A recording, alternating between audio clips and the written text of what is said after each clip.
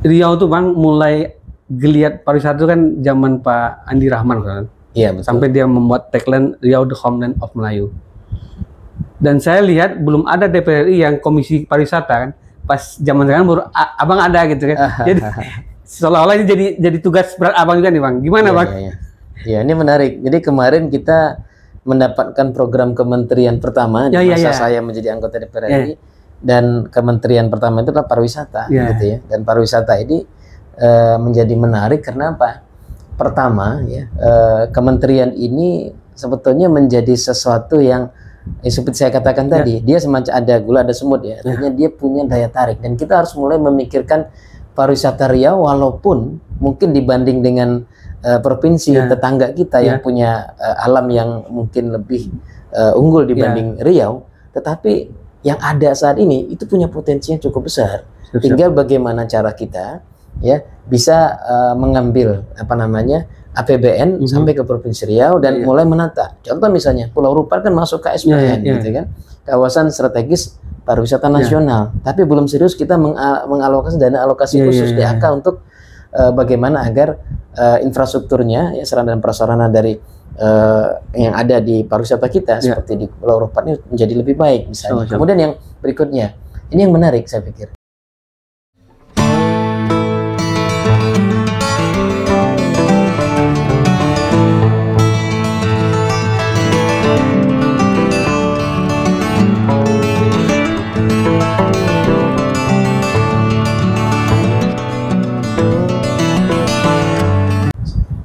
Assalamualaikum warahmatullahi wabarakatuh, Sobat Pariwisata. Alhamdulillah kita kembali podcast kali ini bersama anggota DPR RI Dapil Riau, Bang Henry Munif.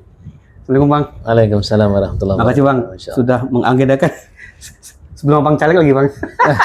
Alhamdulillah bisa lah bertemu sama Abang. Ya Bang. Kita juga pengen ngupas lah, Abang kan saya lihat kan dari berbisnis, terus terjun di politik, terus apa 3 kali calon Bang ya? Iya. Terus berjuang, qadarullah alhamdulillah 2024 nih diamanahkan. Sedikit Bang, silakan Bang histori Abang. Baik.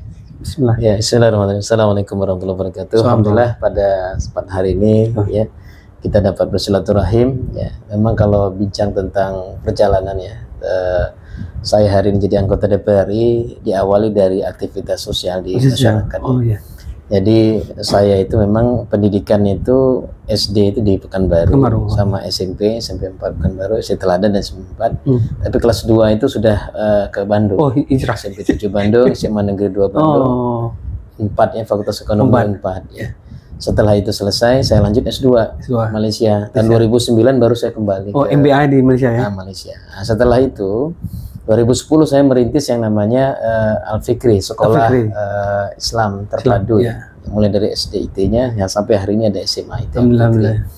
Jadi memang kalau kita melihat dalam perjalanan itu, ya memang saya sudah ibaratnya itu lebih banyak di dunia pendidikan ya dan juga sosial dan juga di dunia usaha bisnis. Itu saya mendirikan Forum Bisnis Riau tahun 2010 ya. Jadi memang sejak awal saya sudah banyak merintis usaha, bahkan sejak masa saya sekolah dan kuliah itu ya, dari SMP, SMA, kuliah itu memang saya merintis usaha hingga ketika pulang dari pendidikan ya, tahun 2009 itu 2010 saya mendirikan Al-Fikri dan kemudian mendirikan Forbis.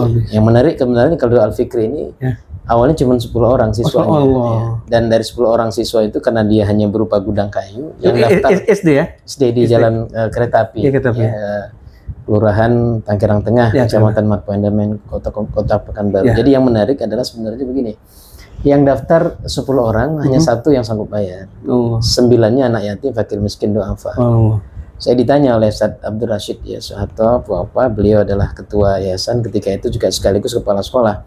Saya adalah pembina yayasannya. Ustadz Munif, ini gimana? Mau kita teruskan apa tidak? Gitu. Karena 9-nya berharap beasiswa. Maka saya bilang begini, Ustaz Rasid, ada hadis Nabi yang mengatakan innama tunsuruna wa turzaquna bidu'afaikum.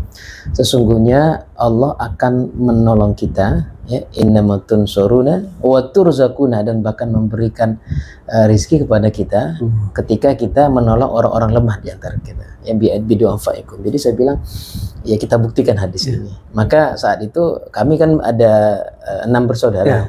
Saya nomor 2 kan, abang saya, adik saya, termasuk ibu ayah saya ajak untuk menjadi orang tua asuh, termasuk istri saya. Jadi 6 plus 2 orang tua tambah dengan istri, jadi 8 plus 1 9. Jadi 9 orang itu punya orang tua asuh semua.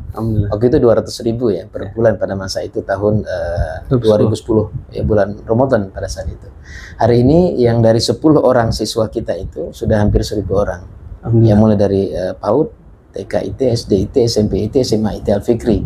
Nah, jadi itulah mungkin bisa dikatakan investasi sosial di masyarakat yang telah saya laksanakan. Kemudian Forbis, nah ini Forbis jarak sebulan lah ya, lebih kurang. Kalau itu Agustus, kalau berdirinya Al-Fikri, kemudian 2010 juga, tapi sekitar bulan September. Nah, saya merintis yang namanya Forum Bisnis Riau.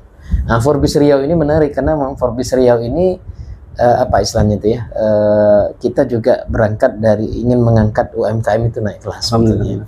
Artinya kita ingin membantu para usaha mikro, usaha kecil, usaha menengah dengan cara mengajak beberapa pengusaha-pengusaha yang mungkin bisa berada katakan di atasnya untuk bisa sama-sama istilahnya itu kita bimbing, kita bina, kita ajarkan untuk mereka bisa mendapatkan beberapa skill ya, sehingga mereka bisa kemudian berkembang ya, usahanya dan seterusnya. Alhamdulillah hari ini ya kita sudah melakukan pembinaan ataupun pendidikan ya, mulai dari pertama pelatihan, kemudian kita lakukan mentoring bisnis, kemudian kita melakukan coaching bisnis, sehingga kemudian kalau dalam data yang pernah kita ini kan itu sekitar 12.575 ya UMKM se-Provinsi Riau di 12 kota kabupaten. Hari ini kita sudah mulai melakukan pendataan kembali dan kemudian mulai merapikan ya, agar lebih terdata dan lebih rapi lagi, dan saya berharap ini bisa lebih luas lagi ya jangkauannya, dan melalui posisi saya hari ini di anggota DPR RI Komisi 7 yang kebetulan ya di situ ada UMKM-nya, Kementerian UMKM, Kementerian Ekonomi Kreatif, Industri dan Pariwisata. Jadi saya melihat bahwa ya Allah yang menakdirkan untuk ini, qadar Allah, kemudian berada di, saya teruskan, berarti saya akan melanjutkan perjuangan saya untuk membina para UMKM ini. Nah, inilah yang sangat besar harapan kita agar para UMKM kita bisa naik kelas. Nah, kemarin saat RRI ya kita melaksanakan itu banyak sekali dialog mungkin disampaikan, dan saya berharap ini bisa kita tindak lanjuti, tapi punya program ya. Artinya begini, misalnya bicara pariwisata ya, misalnya di Asita ya, kita berharap nanti kawan-kawan ya bersama-sama gimana kita melakukan menyatukan potensi dan melakukan kolaborasi dan bisa bersinergi agar pariwisata di Provinsi Riau bisa berkembang ya. Nah, karena begini, kalau bahasanya itu sederhananya begini, kalau ada semut, ada gula, ada semut ya. Ketika ada pusat di mana orang berkumpul banyak, terjadi traffic kan. Artinya kalau ada daya tarik misalnya pariwisata, maka saat itu akan ada traffic. Traffic itu mungkin udah ada penyewaan kendaraan, mungkin ada orang yang kemudian jual beli makan minum dan sebagainya. Magnet destinasi. Nah, ini yang sebetulnya ingin kita harapkan kalau kita mampu menghidupkan pariwisata. Kemudian di situ ada industri kecil menengah misalnya IKM ya, bisa kita tumbuhkan ya dengan kriya produk-produk yang bisa dihasilkan ya, kerajinan tangan yang ada, kuliner yang mungkin khas daerah bisa dihasilkan ya. Dan industri ekonomi kreatif yang bisa dihasilkan dari itu, dan terakhir adalah UMKM kita bisa kita tumbuhkan. Maka saya merasa ini kayaknya kementerian yang ada di Komisi 7 ini sangat bersesuaian dengan apa yang telah saya lakukan. Jadi semacam satu episode lanjutannya, disusun. Ya, kata Allah seperti itu. Kemudian ada 4 badan ya, selain 4 kementerian tadi, perindustrian, pariwisata, ekonomi, UMKM, ada lagi 4 badan, yaitu BSN. BSN itu Badan Standarisasi Nasional. Nah, seperti SNI, Standar Nasional Indonesia ya. Kita sering lihat di helm-helm itu ada SNI kan. Kemudian sertifikasi produk ya. Sertifikasi halal itu ya, itu ada di bawah ini ya. Jadi kita juga rencana insya Allah kalau tidak ada halangan nih dalam waktu dekat akan melaksanakan festival ataupun UMKM Expo ya. Sunkron UMKM dengan ya. Nah, ini rencana kita bersama BSN itu kita akan selenggarakan. Lagi kita susun nih, dan juga dari Kementerian Perindustrian sudah mengumpulkan tenaga ahli DPR RI ya di Komisi 7 untuk membahas juga ada beberapa program yang mudah-mudahan bisa simultan. Nah, kemarin kita program Kementerian Pariwisata, ini sekarang Kementerian Perindustrian menyusul BSN nih akan ada, dan kita akan merancang berbentuk festival ataupun expo UMKM dilaksanakan kalau tidak ada halangan di bulan Juni bulan depan. Itu kita laksanakan di CFD ya. Car Free Day yang di Jalan Diponegoro yang di sebelah Kebunuran Gedung Juang apa yang ada Tugu Juang Masyarakat Ria itu sebelahnya kan ada Gor Tribuana. Nah di Gor Tribuana nanti kita akan membuat event khusus untuk mengumpulkan para UMKM sekaligus bagi yang belum punya izin seperti NIB punya izin untuk berusaha itu kita akan langsung berikan secara gratis saat itu, dan juga kita memberikan talkshow tentang usaha. Kemudian juga kita akan melaksanakan mungkin festival budaya juga di sana. Kemarin Riau Sastra komunitas Riau Sastra itu datang bertemu, saya bilang mungkin kita akan ajak bersama. Asita juga bisa kita undang berhadir bersama nanti dengan kawan-kawan semua yang untuk meningkatkan pariwisata, kemudian juga UMKM kita termasuk ekonomi kreatif kita ya. Itu dalam satu program ya semacam festival ataupun expo UMKM yang insya Allah kita akan selenggarakan bulan depan. Ini sedang kita rancang, mudah-mudahan bisa terrealisasi ya di bulan Juni nanti seperti itu. Bang, ini saya lihat ini apa pas abang terjun di politik itu kan? Iya. Dari PK bang ya? PK. Iya masa dulu. Terus abang kan sudah 3 kali tuh di calon DPR RI ya? Iya. Nah itu gimana? Jadi menarik di tahun 2014 pertama sekali saya maju DPR RI itu. Suara saya 14.000 pada masa itu ya. Dan saya membantu ya anggota DPR RI kita pada saat itu dari PKS itu di periode ketiganya itu di kursi yang terakhir ya 7, dan saya bahagia bisa membantu beliau karena kurang 7.000 aja mungkin beliau tidak dilantik pada saat itu, tapi dengan adanya 14.000 saya ini membantu beliau alhamdulillah. Dan 2019 saya menjadi ketua partai, ketua PKS ya, periode 2015-2020 pada masa itu. Pada 2019 saya kemudian dicalekkan kembali ya. Pada saat itu sebetulnya bukan DPR RI ya, tapi di provinsi. Cuman saya berpikir kemarin saja kalau suara saya nggak ada kan mungkin kursi PKS akan hilang, maka saya bilang kepada DPP sebagai ketua DPW PKS Riau, saya sampaikan saya insya Allah siap, saya bilang untuk di mana saja diletakkan di provinsi, Dapil Pekanbaru saya siap, DPR RI Dapil Riau 1 juga saya siap. Cuman pertanyaan saya sederhana saat itu, kira-kira gimana? Ya, kalau seandainya saya dicalonkan di provinsi, insya Allah saya yakin dapat 2 kursi pada saat itu. Ya, tapi kalau DPR RI, kalau saya nggak dicalonkan di sana, khawatir nggak bisa lagi membantu. Nggak ada kursi PKS bisa takut hilang kursi saat itu. Maka dengan spirit untuk membantu PKS, tapi saya tidak punya niat menjadi anggota dewan, cuma ingin membantu saat itu. Suara saya meningkat menjadi saat itu menjadi 60.000 dari 14.000 ke 60.000, meningkat 450% atau 4,5 kali lipat. 14.000 ke 60. Nah, tapi kadar Allah yang belum saat itu saya belum duduk ya, belum ditakdirkan duduk. 2024 ini suara saya sebenarnya turun dari 60 ke 50.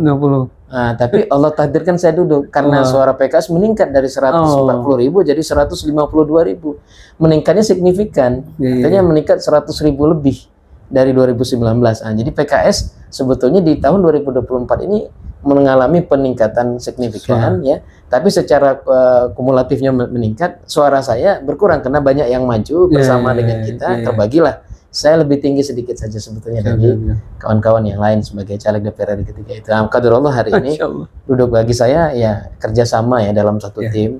Teamwork itu penting ya. Jadi saya meyakini saya duduk hari ini bukan karena saya sendiri, tapi juga pertama karena qadarullah, karena pertolongan Allah, karena Allah yang memberikan kemenangan itu. Yang kedua ya karena kerjasama ya, kita di dalam pencalekan itu kita bersama-sama, makanannya kita alhamdulillah hari ini ya ada dana kerahiman, ada upaya untuk saling membantu saudara-saudara kita, dan kita menjaga ya agar spirit kebersamaan itu ada, sehingga mudah-mudahan ya lebih berkah kalau kita menjaga kerjasama tim itu dan menjaga silaturahim kita terjaga seperti itu. Riau tuh Bang mulai geliat pariwisata itu kan zaman Pak Andi Rahman kan? Iya betul. Sampai dia membuat tagline Riau the Homeland of Melayu. Dan saya lihat belum ada DPR RI yang komisi pariwisata kan, pas zaman sekarang baru abang ada gitu kan. Jadi seolah-olah ini jadi tugas berat abang juga nih Bang. Gimana Bang? Ya, ini menarik. Jadi kemarin kita mendapatkan program kementerian pertama di masa saya menjadi anggota DPR RI, dan kementerian pertama itu adalah pariwisata, gitu ya. Dan pariwisata ini menjadi menarik karena apa? Pertama, ya, kementerian ini sebetulnya menjadi sesuatu yang seperti saya katakan tadi, dia semacam ada gula ada semut ya. Artinya dia punya daya tarik, dan kita harus mulai memikirkan pariwisata Riau, walaupun mungkin dibanding dengan provinsi tetangga kita yang punya alam yang mungkin lebih unggul dibanding Riau, tetapi yang ada saat ini itu punya potensi yang cukup besar. Tinggal bagaimana cara kita ya bisa mengambil APBN sampai ke Provinsi Riau dan mulai menata. Contoh misalnya Pulau Rupar kan masuk ke SPN, gitu kan, kawasan strategis pariwisata nasional. Tapi belum serius kita mengalokasi dana alokasi khusus DAK untuk bagaimana agar infrastrukturnya, ya, sarana dan prasarana dari yang ada di pariwisata kita seperti di Pulau Rupar ini menjadi lebih baik misalnya. Kemudian yang berikutnya, ini yang menarik saya pikir ya. Ketika kita berbicara tentang pariwisata di Provinsi Riau, kita punya wisata sejarah seperti Istana Siak. Ya kan, ini kan jelas ya, istananya ada. Gitu. Dan bukan sekedar istananya ada, tapi sejarah perjuangan kemerdekaan Republik Indonesia. Sumbangsi dari Sultan Siak gitu ya, Sultan Syarif Qasim itu luar biasa. Ya, yang dari Provinsi Riau. Maka saya sering mengatakan dalam berbagai kesempatan ya. Pertama ketika dari Lembaga Adat Melayu Riau ya, Datuk Sri Taufik Ikram Jamil datang ya ke kantor saya di DPR RI, saya sampaikan begini, kalau kita memperhatikan perjalanan ini, yang namanya daerah istimewa, ya, kan mengusulkan daerah istimewa Riau, ya, Aceh misalnya, memang pada saat kemerdekaan waktu itu Pak Insinyur Soekarno sebagai proklamator dan presiden pertama Republik Indonesia menyatakan kemerdekaan Indonesia. Kemudian ada yang menarik bahwa ada sumbangan pesawat kan, Seolawah kan. Pesawat Seolawah ini menjadi sumbangan yang membantu bagi Indonesia yang baru merdeka. Yang kedua, ada Sultan Jogja ya, yang menyumbangkan sekitar 4 juta gulden, setara dengan 0,5 triliun. Ya. Tapi dalam catatan sejarah yang namanya Sultan Syarif Qasim, ya, Sultan Siak dari Provinsi Riau itu menyumbangkan 8 juta gulden, lebih dari yang dua itu. Dan kemarin saya dengar dari Pak Ins sekitar 13 juta katanya. Kalau gitu lebih besar lagi. Intinya lebih dari 1 triliun. Ya mungkin kalau disetarakan ya 1, sekian, 1,2 atau 1,3 triliun. Udah lama Indonesia Riau di saat kondisi ekonomi negara itu sulit secara ekonomi dan mendapatkan bantuan dana seperti itu, saya pikir luar biasa gitu. Sekarang pertanyaan sederhana, contoh Aceh tadi sudah dari istimewa kan sekarang? Sudah. Jogja sudah dari istimewa kan? Bagaimana dengan Riau? Riau belum. Pada kontribusi lebih besar. Dan itu bukan hanya saat kemerdekaan. Dan bantuan itu bukan hanya menyerahkan dana saja yang lebih 2 kali lipat dibanding Sultan Jogja, tetapi yang lebih dahsyat lagi yang saya ingin sampaikan, itu yang namanya kekuasaannya itu diserahkan kepada negara Kesatuan Republik Indonesia. Karenanya kan nggak ada Kesultanan Siak lanjutannya. Kalau Jogja kan sampai kesultanannya ada. Dan daerah keistimewaannya dia tidak dipilih seperti daerah-daerah lain. Artinya tidak kesultanan itu tetap eksis. Kita enggak, kita serahkan kepada negara Kesatuan Republik Indonesia. Kemudian lanjutan yang berikutnya apa? Saat ini ya penghasil minyak dari migas itu terbesar ada di Riau. Kemudian sawit juga ada di Riau, yang terluas lahan sawitnya. Artinya kata istilah orang di bawah minyak, di atas minyak, ya kan? Ini sebetulnya negeri kaya. Cuma ada hal yang perlu kita sama-sama pikirkan, bagaimana kita mengelola potensi kekayaan alam ini. Oleh karenanya, saya melihat ya mungkin kami DPR RI ini harus kompak. 13 orang ya dari seluruh partai yang ada di Dapil Riau ini. Saya menggagas yang namanya sekretariat bersama Sekber ya DPR RI Dapil Riau. Itu tidak mudah juga memang. Saya coba datangi satu-satu yang kawan-kawan ya dari seluruh fraksi. Kemudian saya menjumpai Pak Rahman Hadi saat itu sebagai PJ Gubernur.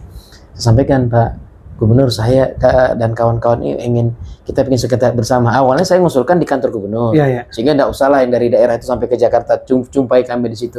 Oh jangan begitu, Ustadz, kita punya di sekitar 21 rumah yang baru diambil alih oleh Pemprov, kata beliau.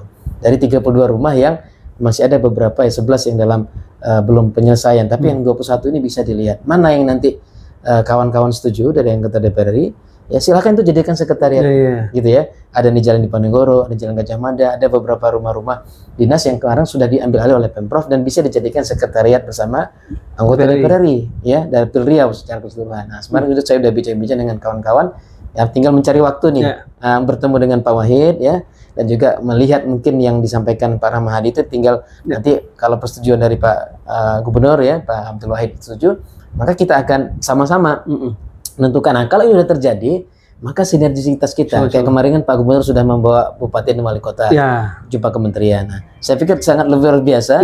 Kalau sekiranya membawa anggota DPR RI, membawa DPR RI 13 akan luar biasa lagi.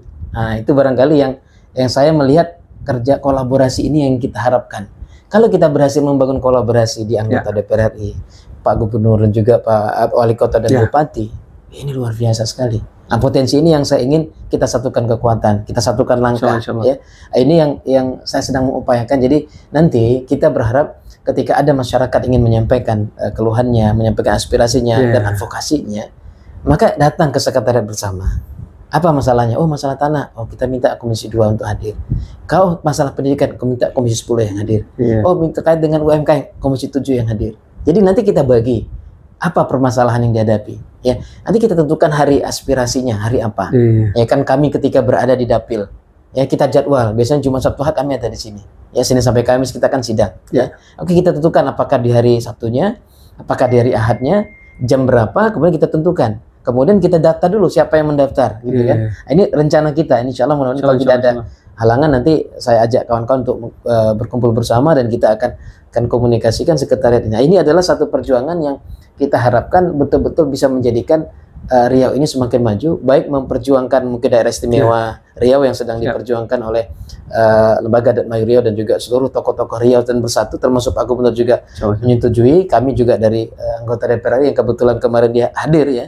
Kebetulan kita nggak ada di Komisi 2. Kebetulan Pak Sahidin yang awalnya Komisi 2 sekarang kabarnya pindah ke Komisi 9, ya.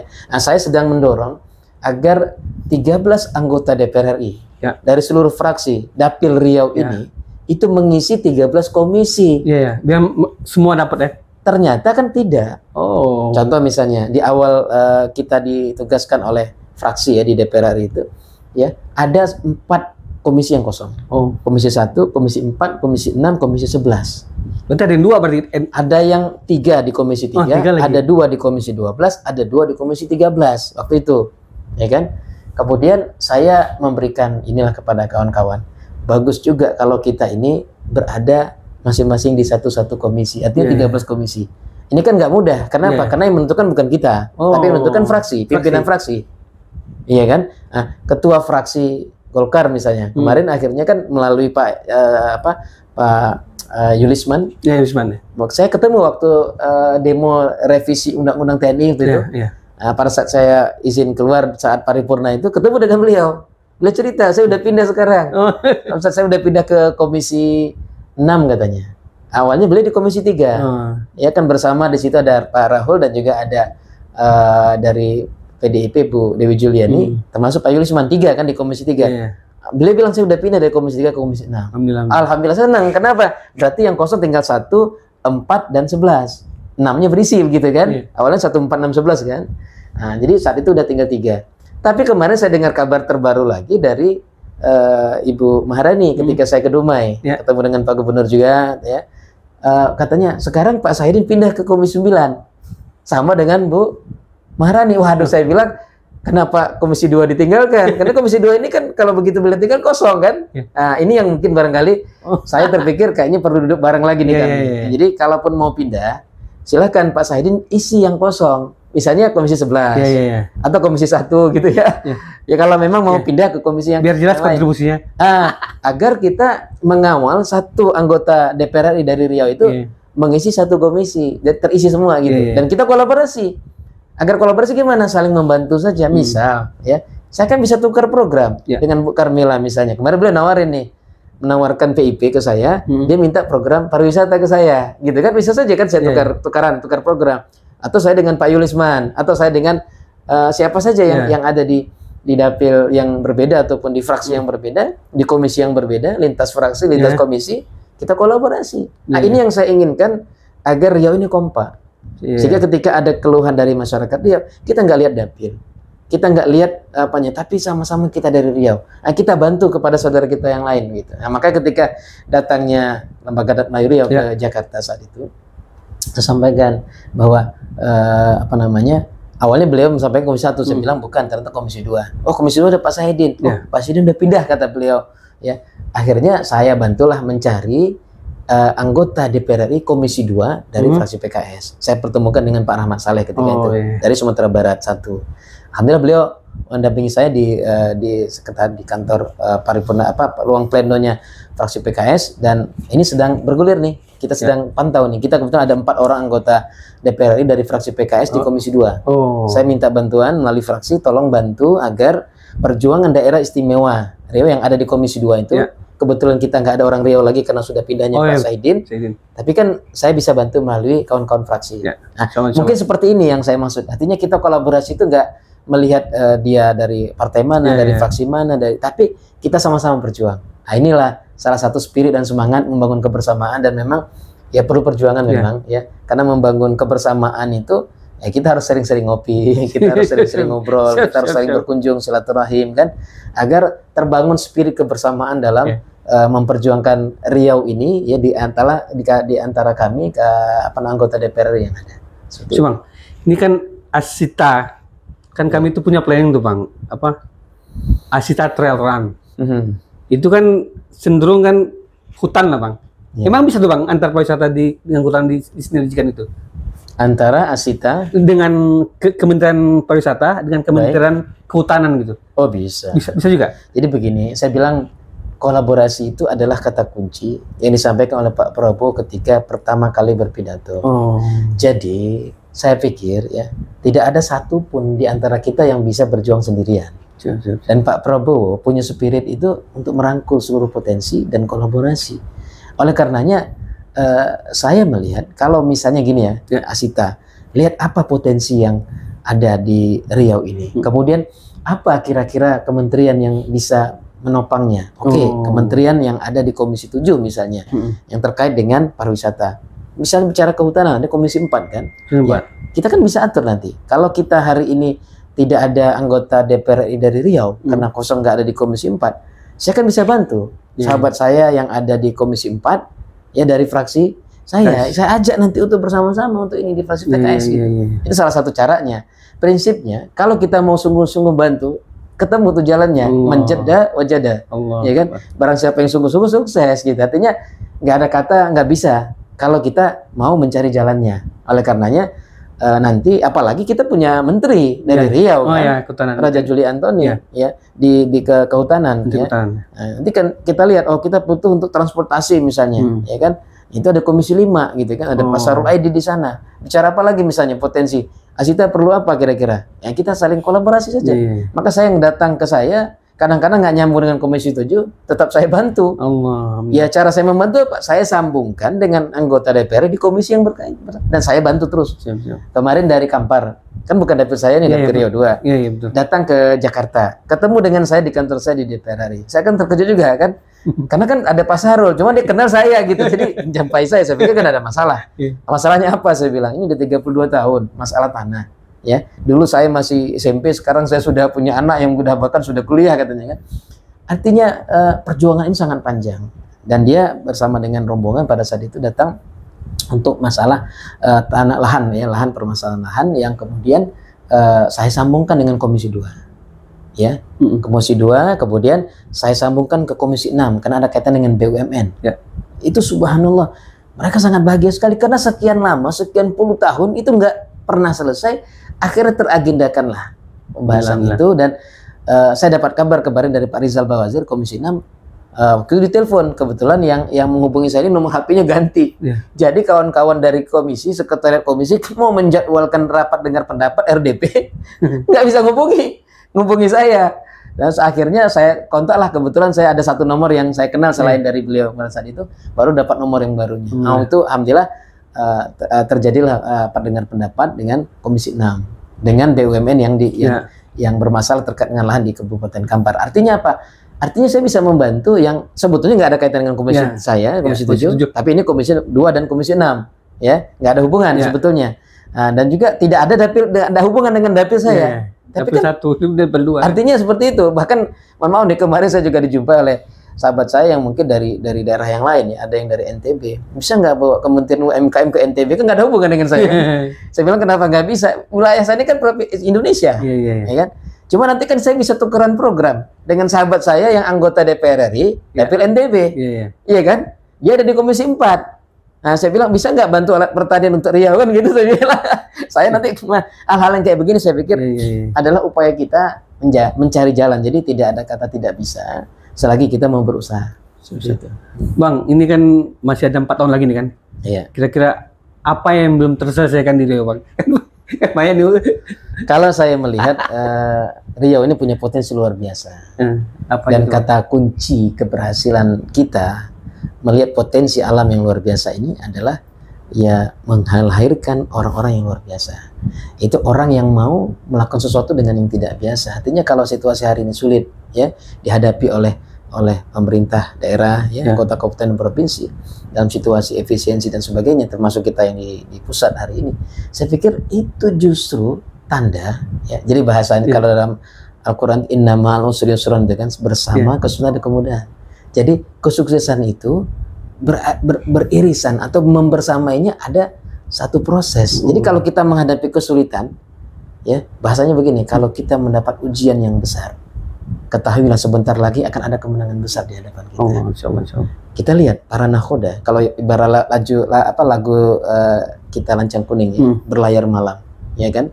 Kalaulah nakhoda ya tidak paham, maka kapal pun akan tenggelam.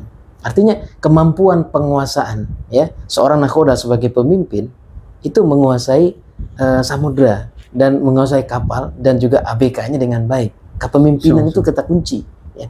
Maka saya ingin mengatakan bahwa kalau kita bicara hal yang seperti itu, maka potensi Riau ini ya perlu seorang pemimpin yang mampu mengenali potensi dari kekayaan alam yang ada di Provinsi Riau dan juga SDM-nya untuk disatukan seluruh potensinya, mulai dari Bupati, Wali Kota, ya, Pak Gubernur bersama dengan DPR RI ini, bahkan juga mungkin orang Riau yang ada di kementerian, itu mulai kita bangun komunikasi hingga kita bisa berkolaborasi seluruh potensi tadi, ya.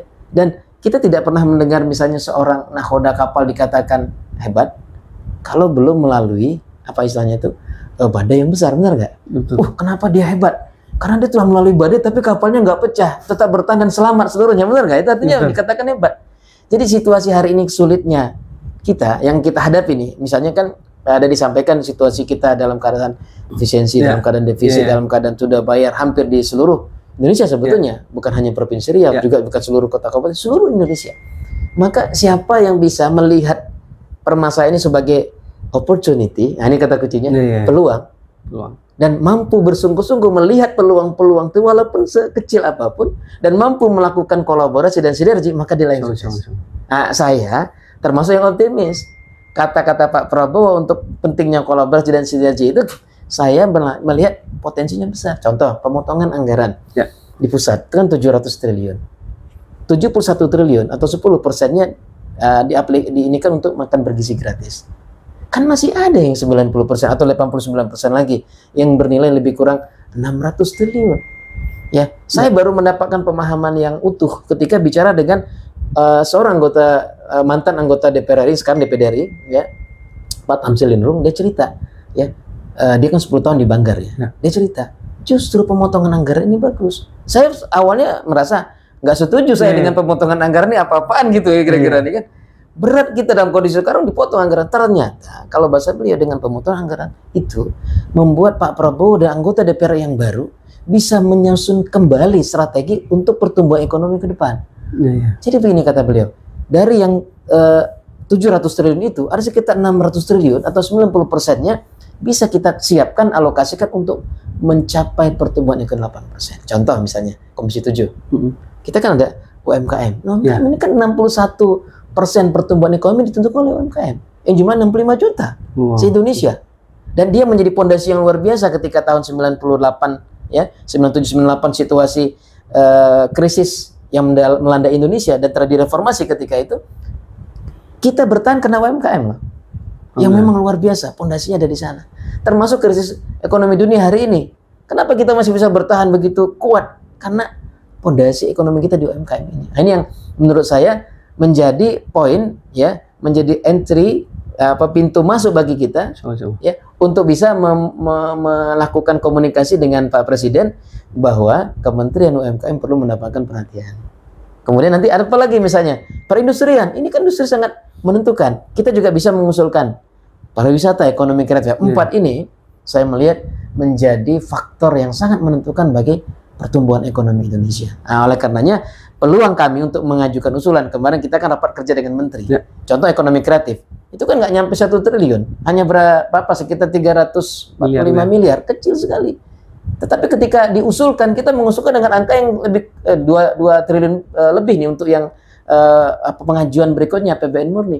Artinya apa? Kita melihat ada potensi untuk ditingkatkan. Demikian dengan pariwisata. Kita mengusulkan usulan yang baru dengan ini. Artinya kita sudah mulai bisa menyusun strategi bagaimana agar komunikasi kita yang hari ini mungkin dilihat dari sisi anggaran dari 5 kementerian ini, 4 kementerian ini, itu 5 triliun cuma sekarang ini. Ya kan? Kalau di Komisi 5, 110 triliun itu cuma 1 kementerian PUPR. Tapi dipotong kan jadi tinggal 29 triliun. 80% kepotong. Kita kepotong sekitar 45-55% dari 4 kementerian ini. Maka saya katakan jangan pernah menyerah atau melihat situasi sulit itu sebagai sesuatu masalah. Tapi dia adalah tantangan untuk melihat peluang, opportunity. Makanya kalau analisa SWOT kan gitu kan, strength, weakness, opportunity, threat. Jadi setiap ada tantangan yang di hadapan kita, ya jangan dianggap itu masalah. Dia adalah sesuatu, ada peluang di balik tantangan tadi. Seperti itu. Baik, Bang. Ini cukup panjang, Bang. Closing statement lah buat rakyat atau masyarakat Riau. Baik, insyaallah. Terima kasih ya. Alhamdulillah pada kesempatan sore hari ini ya kita bisa berkomunikasi bersama. Terima kasih, ini dialog yang luar biasa. Kita sangat berharap ya agar ke depan Provinsi Riau harus tampil sebagai provinsi yang terbaik ya di Indonesia. Dan saya pikir ini perlu ada yang pertama leadership ya, kepemimpinan. Nah, kita mendukung Pak Abdul Wahid sebagai gubernur untuk memimpin Riau dan support, dan beliau sudah membawa para wali kota dan gubernur di satu sisi positif, dan lebih luar biasa lagi kalau kemudian beliau juga mengajak kita bersama anggota DPR RI untuk kolaborasi, untuk berjuang bersama-sama agar sebanyak-banyaknya program yang bisa kita bawa dari kementerian, dari APBN untuk membantu pembangunan Provinsi Riau. Dan juga saya mengajak kepada seluruh masyarakat yang ada di Provinsi Riau, ya, kalangan pengusaha dan juga di kalangan seluruh masyarakat ya, mulai dari UMKM-nya, kemudian juga seluruh potensi yang ada di Provinsi Riau ini, mari kita sama-sama bergandengan tangan. Kita berkolaborasi dan kita bersinergi untuk membangun Provinsi Riau yang lebih baik. Mudah-mudahan ya kehadiran kami yang anggota DPR RI dari Provinsi Riau yang 13 orang ini ya, doakan kami bisa berkolaborasi dan bisa bersinergi untuk membangun Provinsi Riau yang lebih baik. Demikian barangkali dapat saya sampaikan. Terima kasih, Bang, ya. Ya, terima kasih banyak. Insyaallah barakallah. Subhanallah. Baik, salam pariwisata. Wonderful Indonesia. Bangga Indonesia.